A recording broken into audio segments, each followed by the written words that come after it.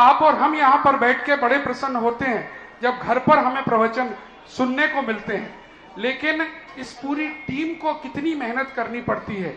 दानदातार के घर पर समझाना पड़ता है कि कितना असर हो रहा है।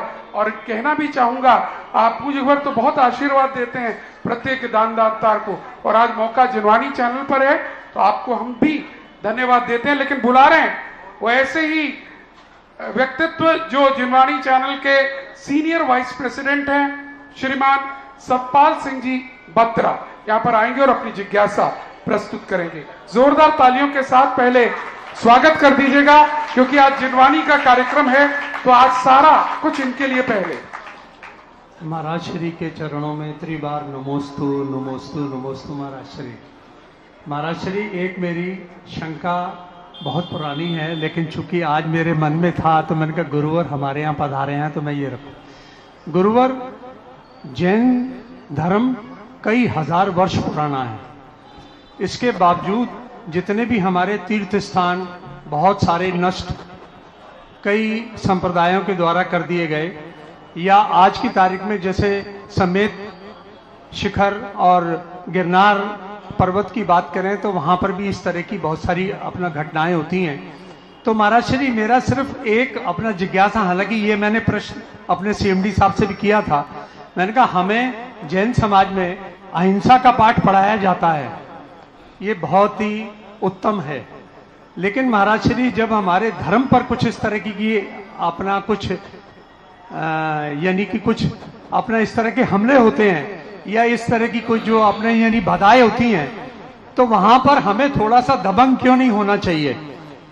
तो इसके ऊपर महाराज श्री मेरी एक अपना जिज्ञासा है कि इसके ऊपर आप मेरी जिज्ञासा का। सतपाल बत्रा जी, देखो आज एक विचित्र घटना घटी। हमें नीरज जी पूरा जिनवानी चैनल के हर कमरे में नीरज जी ले गए थे, लेकिन पहला कमरा था जिसमें मैं स्वयं गया था। मैं स्वयं गया, मैंने कि बत्रा जी का कहाँ है? अरे वाह, तालियों के साथ जरा स्वागत कीजिएगा। अनायास चलते चलते अनायास है, मैंने तुम्हारा कहाँ? बोले ये है। नहीं चलो, लोग अहिंसा को समझ नहीं पा रहे। महापुरुषों ने अहिंसा का अर्थ ही नहीं है कि हम धर्म को मिटते हुए देखें। अहिंसा की रक्षा हिंसा से होती है। राष्ट्रपति पूर्ण अहिंसक बना गया देश का, लेकिन उसके बॉडीगार्ड को अहिंसक नहीं बनाया गया। राष्ट्रपति से कहा गया कि तुम राष्ट्रपति हो, तुम कोई दूसरे को मारने का कोई साधन नहीं रख सकोगे। राष्ट्रपति बंदूक रख सकता है? राइफल छोटी सी चाकू आदि नहीं रख सकता, क्योंकि वो राष्ट्रपति है। लेकिन उस राष्ट्रपति की रक्षा के लिए कितनी बंदूकें रखी जाती है? राष्ट्रपति अपनी रक्षा के लिए स्वयं बंदूक नहीं रख सकता, लेकिन उसकी रक्षा के लिए सेना कितनी बंदूकें रखी जाती हैं। बस इसी का नाम है अहिंसा धर्म, कि धर्म भले अहिंसक है, लेकिन उसकी रक्षा के लिए अनेकों बंदूकें उठाना पड़े तो भी वह अहिंसा ही कहलाती है। जो राष्ट्रपति की सुरक्षा के लिए बंदूकें चल रही हैं, वे बंदूकें हिंसक मानी जाए या राष्ट्रपति की सुरक्षा मानी जाए? यदि बॉडीगार्ड ने बंदूक चलाई तो उसने उसकी हत्या की है या राष्ट्रपति की सुरक्षा की है? सुरक्षा कहलाएगी। बस यही सूत्र था। लेकिन करें क्या, ये जैनी क्षत्रिय थे।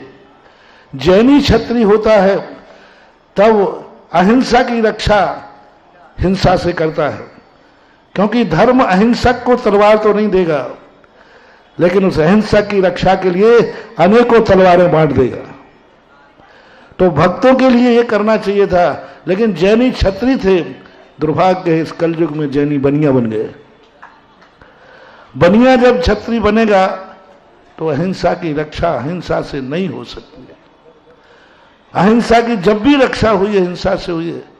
राष्ट्रपति की सुरक्षा हिंसा शस्त्र से ही होगी, उसका बॉडीगार्ड शस्त्र वाला ही होगा। यदि राष्ट्रपति बॉडीगार्ड बिना शस्त्र का है, राष्ट्रपति और बॉडीगार्ड को भी निशस्त्र रख दिया जाए तो नहीं, वो निशस्त्र रहेगा लेकिन बॉडी गार्ड। इसी प्रकार धर्म निशस्त्र रहेगा लेकिन धर्म की रक्षा करने वाले श्रावक को ऋषभ देव ने सशस्त्र किया था। और इस सशस्त्र का मात्र कोई दुनिया में पालन कर रहा है तो एक ही धर्म है, वो सतपाल जी जिस धर्म में जन्मे हैं। तलवार धर्म की रक्षा के लिए, धर्म गुरुओं के पास धर्म की रक्षा के लिए तलवार दी जाती है और उसका उपयोग उसी समय करें जब धर्म की रक्षा की बात आए। ये जैन दर्शन का सूत्र था।